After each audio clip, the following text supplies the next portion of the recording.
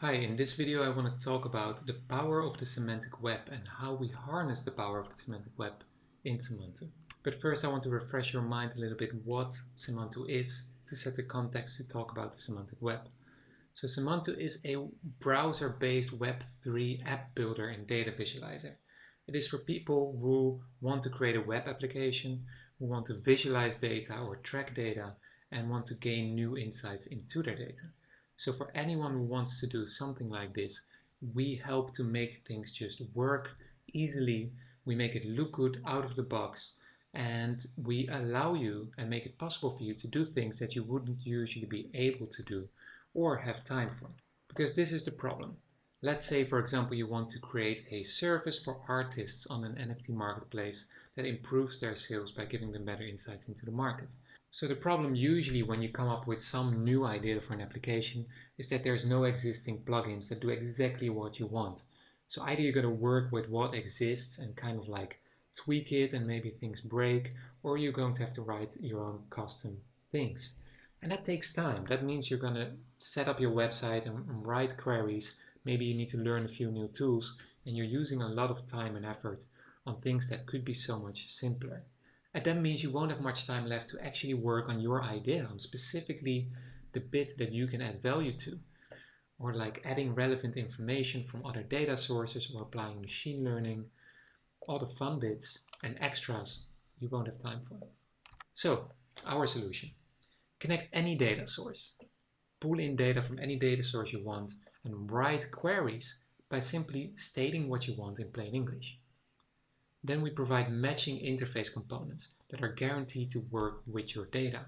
And then you can drag and drop these interface components, create a Web3 application from that in your browser and publish it wherever you want. Finally, we give development superpowers for everyone, which means that AI and machine learning are available to you with a simple click. So how do we do that? Well, this is where the semantic web comes in and the power of linked data, because it all starts with data interoperability and universality. You see, if you have these different components or different tools or different data sets, but they're all different structures, you don't really know how they relate to each other. You really have to go in and understand them, and then you have to manually connect all the dots. So what we need is structured data. So this is something that the semantic web solves. The semantic web is a standard for universal data format, and it connects data and forms one global graph of linked data. It has been designed by Tim Berners-Lee already back in the 1990s, and it was the original Web 3.0. And recently the semantic web is really coming to life. At least linked data is growing very fast. And as you can see here on the right, there is thousands of large data sets that are interconnected, and some of them exist on IPFS. Also, graph databases are very hot right now and are one of the main technologies for these times. However, the semantic web is still very academic often, and it's expensive and inaccessible. So I want to talk to you about the main powers of the semantic web and linked data, and so that I can then say how we harness that power and use that power in Semantu. So this is what you need to understand about the semantic web. First of all, it's one global database. There's already a vast amount of linked data available. You can easily map any data source to this universal data format, RDF. You can query across data sets, and it's decentralized by design. Then there's reasoning. The semantic web and linked data allow for rule-based AI. It's specifically made for this. And all the data is both human readable and machine readable. So here on the right you see an example. Renee is a human. Human is a subclass of mammal, and therefore the reasoning engine can infer the new fact that Renee is also a mammal. So like this, you can take a bunch of basic facts and generate higher level, more interesting facts from that.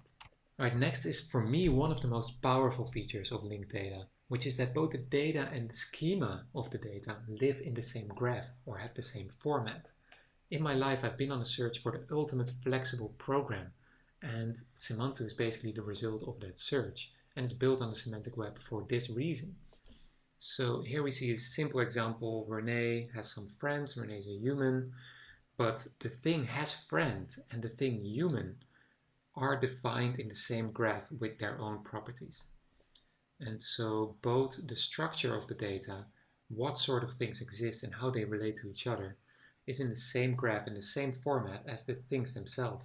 In this case, me and my friends and how we are related to each other. And this is incredibly powerful. This means that you can change your data structure dynamically in the browser without needing to change any code. It also means that if you develop one toolset for this universal data type, for these triples as they are called, for this kind of graph and linked data, then you have a tool with which you can build applications and with which you can also manage the data in those applications. And the next thing I want to talk about is something that is actually not talked about so much when people talk about the semantic web, but it's incredibly powerful and it's something we use in Semantu. So when you have typed data, when you have structured data, which basically means you can take in any data source, but you map it to universal identifiers. For example, here you can see that person has a URL, and anyone who has data about people, about persons, could use this universal identifier so that we all know we're talking about the same thing, a person. Well, the cool thing is that it's first of all very possible to link all the existing data to this structured data. And once you do that, you can build interface components for this structured data because you know exactly what to expect. And now we have reusable interface components. For anyone that's doing anything in their data with persons, we can have already some interface components available and some functionality available for your data. So what I've done over the last decade is I've built a modern programming framework for the semantic web. Because like I said, everything is in the semantic web can be quite academic and it's not really made for developers. It's not really modern. And so the first thing that I did as a developer is to build tools. So here I will mention just some features of things that this technology that I've developed can do. So first of all, there's automatic storage, which basically means Semantu can handle multiple data sources and automatically knows where to pull data from, and if you're changing anything, where to make that change. Then it has a built-in reasoning engine. Like I said, the semantic web allows for rule-based AI. So what I've built is a reasoning engine that runs in your browser that is very lightweight and can draw these conclusions, these inferences right in your browser. Then dynamic interface. Because once you have structured data, we can have already matching interface components.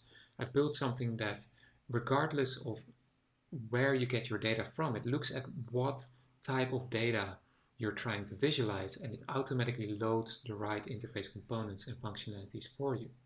Next, we've built a set of security and privacy features and tools which make it easy for you to configure who can access your data and where it lives. And Semantu is made so that it's open and extendable.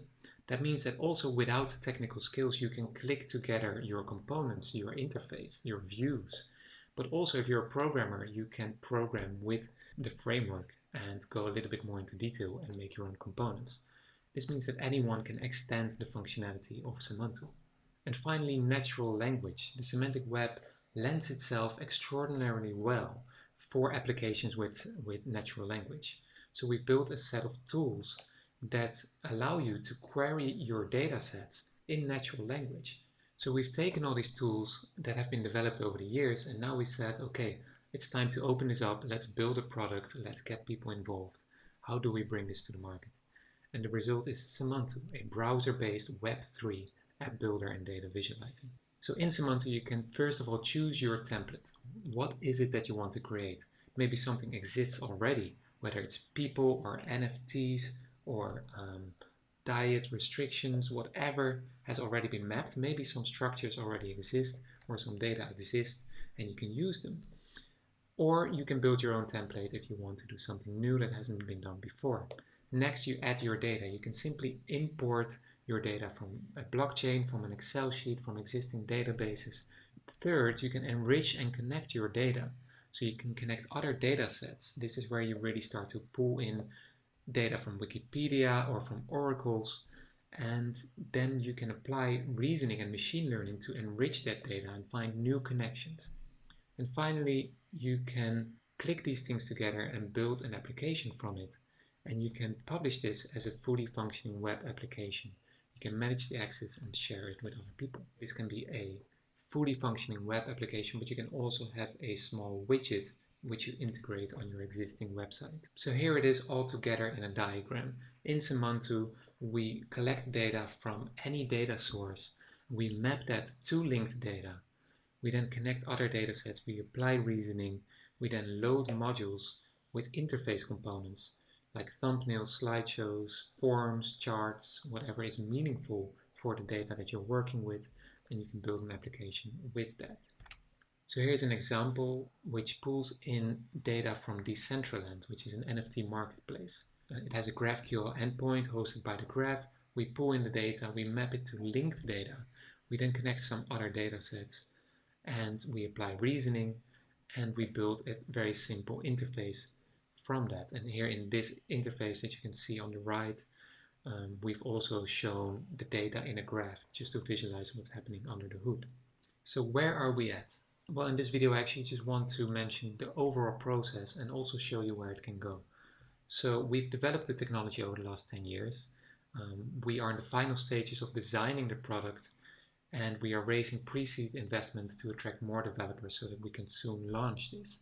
And later on in the year or early on in the next year, we want to start opening up this ecosystem so more and more people can easily contribute and develop Semantu. And here's how we plan to release Semantu and all its possibilities over time. So we're starting with an app builder and a data visualizer. So we're building basic components and anyone can already combine these components, pull in data, build a simple application. Then we will be opening up this technology so more people can build components and structures and map data, and anyone can contribute in a marketplace of data and interface components. And we want to combine this with investment so that anyone can invest in certain features that will be developed, and the more these features will be used, the more anyone that contributed to these features will be rewarded. And so over time we will be more and more decentralizing Semantu. We'll be opening up the protocol and also the governance of Semantu. So now that we've talked about the power of the semantic web and we've talked about this marketplace or ecosystem in which anyone can contribute, I want to also talk about where this can go, because there's tremendous possibility in the technology that has been developed by me, by us, and in the semantic web in general. So first of all, Semantu can become a Web3 control center. The more data sets and the more applications are connected to Semantu, the more people will be able to maintain their data of all these applications that are connected to the linked data graph from one place and one app. And as this extends, it will go beyond just the applications that you have your own data in, but you can also start searching all the linked data across the linked data web in natural language and get meaningful results in a dynamic interface. And in this way, Semantu becomes a Web3 search engine. And then there's also augmented reality, virtual reality, speech and gesture interaction. So all these things are in development quite a lot. However, when people build applications, for example, with hand gestures, it's going to be a very limited application. And there is no general way that connects it all. And what you need there is a universal data type. So with Semantu, we have basic building blocks first for traditional web applications in the browser. But once we map just the basic components to, for example, AR or VR, you can now view all of your data across all the apps easily in 3D. Or once somebody develops in the open ecosystem some gesture recognition, again, it will automatically work across all your data in all applications on Web3 through Semantu. And finally, I want to tell you a little bit about semantic AI, because the semantic web and specifically what we've built in Semantu lends itself extraordinarily well for semantic AI. Now, back in the 70s, they tried different types of AI, and they tried linguistic AI, something that truly analyzes with rule-based AI, analyzes input from speech, and then tries to understand it. And their conclusion was there is simply not enough knowledge, not enough context that we can ever put into the machine. But they didn't have the semantic web, and they didn't have the linked data, open linked data graph that is now growing. This is becoming a reality.